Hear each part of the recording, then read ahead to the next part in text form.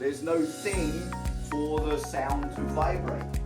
He taught us about sound and sound waves, and we got to do fun activities like putting dry ice on pans and boom whackers to see which one was more high pitch and which one was lower.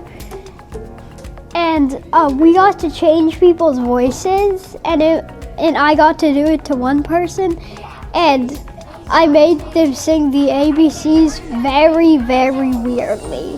When they sang the ABCs and that made them sound like a robot. I liked when he asked us to come up and there were buttons and a microphone, and people talked into the microphone and sang songs and did the pledge, and it was really funny with all the different voices. When he put the dry ice on the pans, and I got up and danced because it sounded like music to my ears.